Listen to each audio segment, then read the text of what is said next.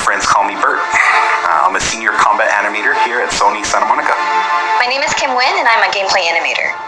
Hi, I'm Sabra, and I'm a senior VFX artist on God of War Ragnarok. My name is Grace Pan, and I'm a gameplay animator in God of War Ragnarok.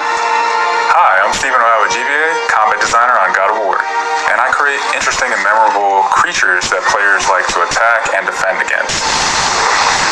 As an animator, you gave life to characters. You make them move, you gave them personalities, you gave them weight.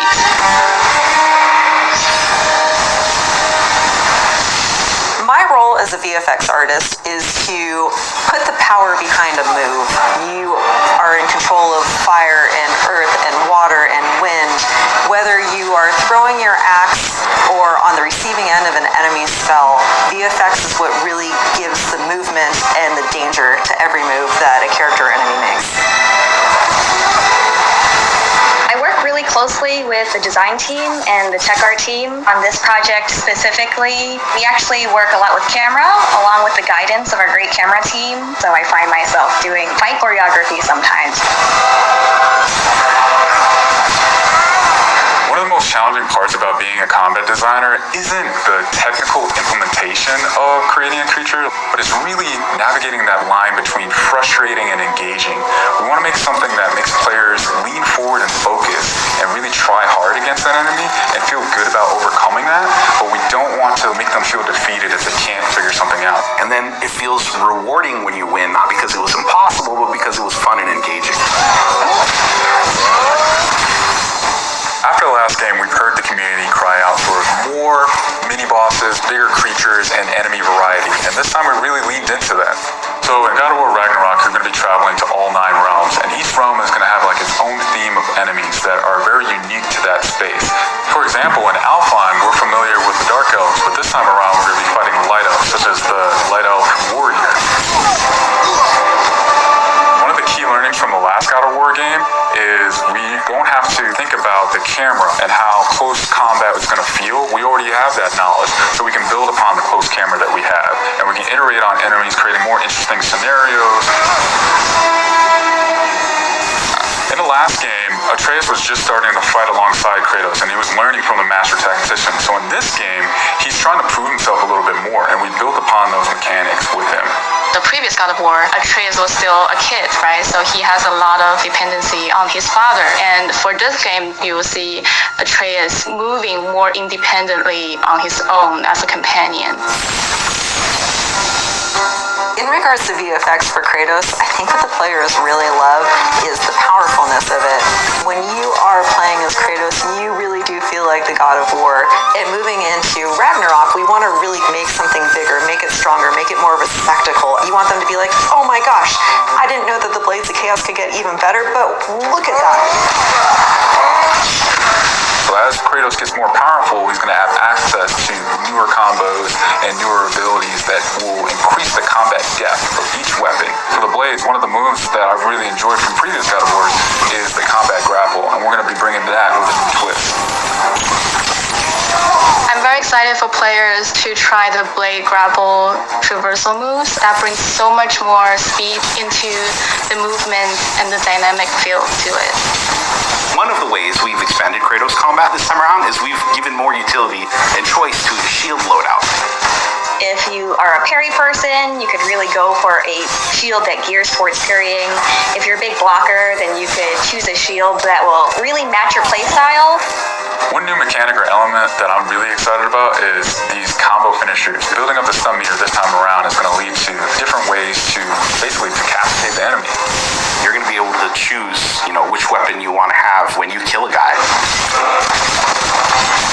Another feature that we've added for Kratos is his new pre-fall attacks. So you could jump off a ledge, and if there's an enemy below you, you could slam down on it.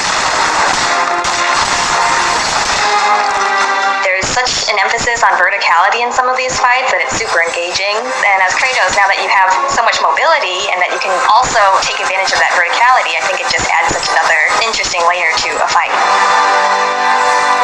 In God of War Ragnarok, we've enhanced the Kratos and Atreus duo. He's going to initiate a little bit more, be aggressive. He's going to fight alongside you. Sometimes even surprise you with his combo abilities too.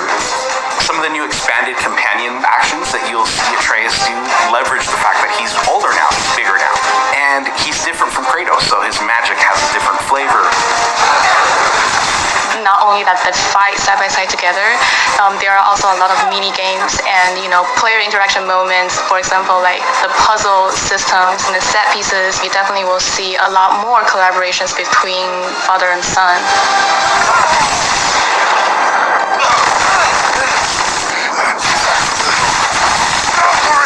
Odin must have sent them!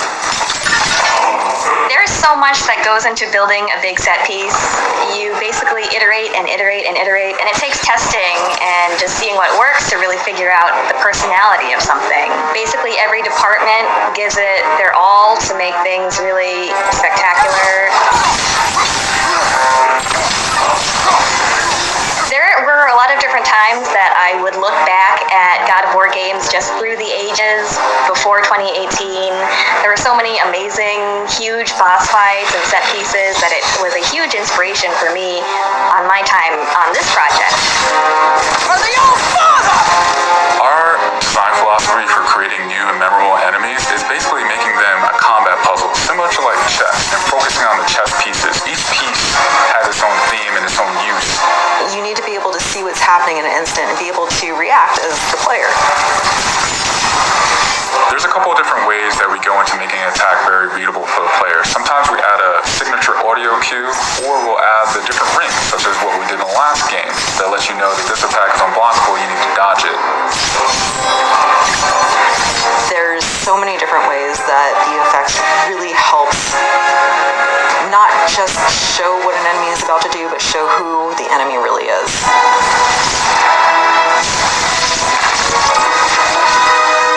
Everything you design has to be surrounding the essence of the character in a story.